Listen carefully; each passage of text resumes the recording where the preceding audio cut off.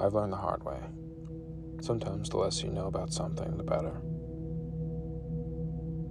When I was about 12 years old, I lived with my family in a quiet suburban neighborhood. You could call it a small town. Pretty much everyone knew each other in the neighborhood, and it was very safe. Me and my neighborhood friends, basically kids of all ages, were always just out and about, running around with bikes or scooters and just playing together and doing whatever we wanted, basically. During the summers, especially, school was out, so all the kids were outside. I didn't necessarily play with all the other kids in the neighborhood, but I knew all of them. I'd either played with or encountered them at some point.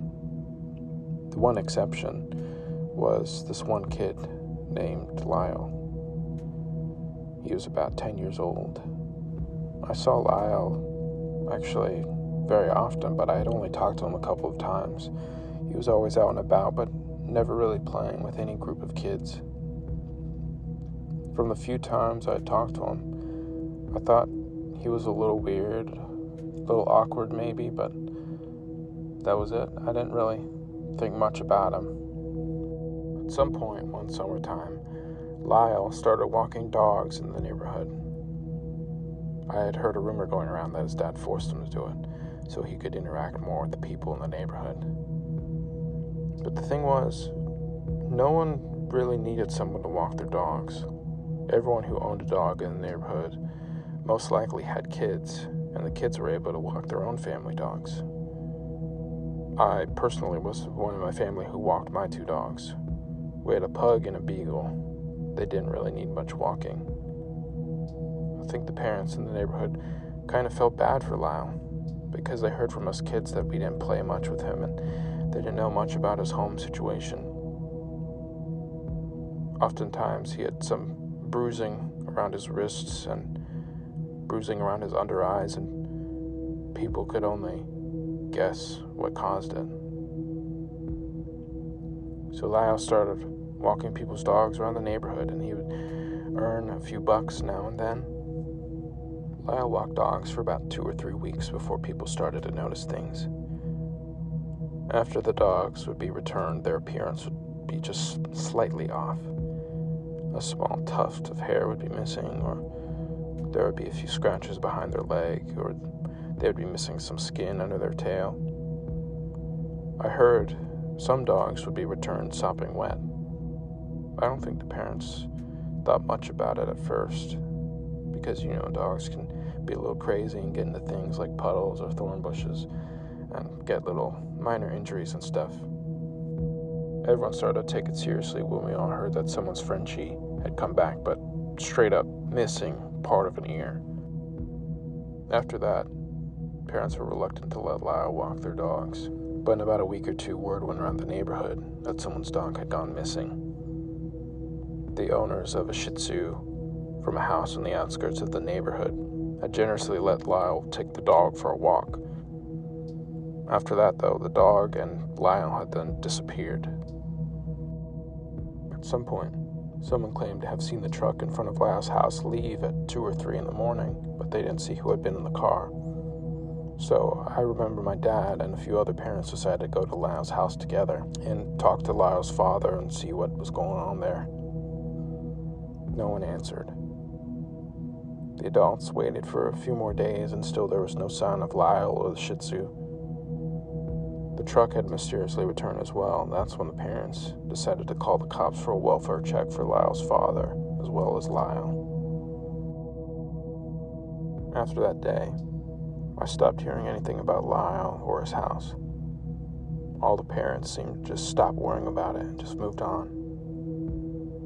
After my dad got a new job and we moved an hour away, I forgot about Lyle and the dogs. The summer after I graduated high school, our pug passed away. I didn't take that loss super well, but I still ended up going to university a few states away in late August that year. I was constantly thinking about our pug up until I got to college. And then I remembered Lyle and how at one point in time he had walked our pug and beagle. I called my parents the first weekend at college and updated them on how things were going and stuff. Talked about memories with our pug. Then I asked them if they remembered Lyle. Turns out, they knew more about Lyle than they had shared. Turns out they were trying to protect me as a kid. They told me that Lyle's parents had both passed away before Lyle and his older brother, Lucas, had moved to their new neighborhood. Lucas was in his mid-20s and worked night shifts at a local gas station, just why no one ever saw him. When the police were called to check for Lyle, Lucas answered the door. The police found out that Lyle and Lucas lived on their own.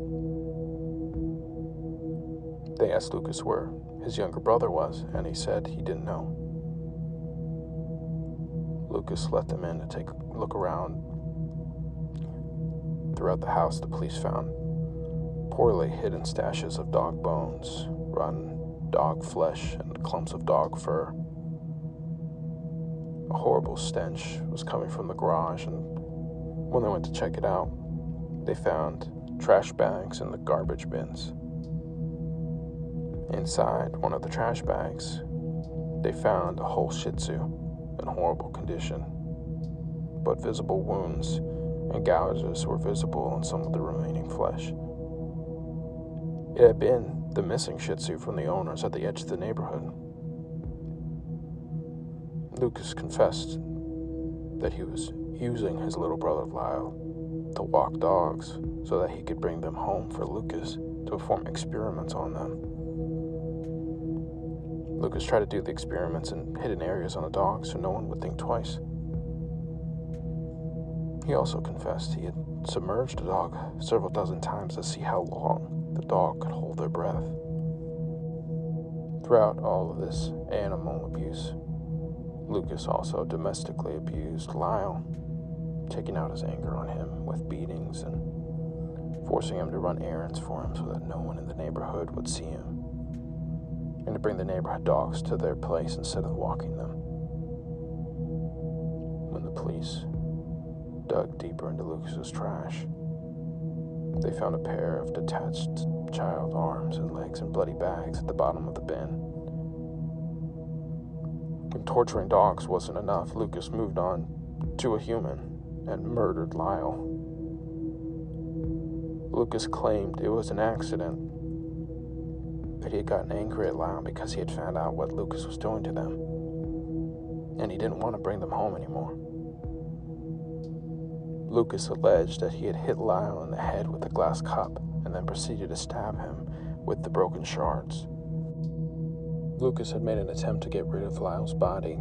He had cut and detached Lyle's head and torso and put it in his trunk. But between being high on LSD and drinking large amounts of liquor, several days had gone by before he could carry out his plans. When the police showed up at his door, he threw the rest of Lyle's body, the legs and arms, to the bottom of his trash bin and tried to cover it up.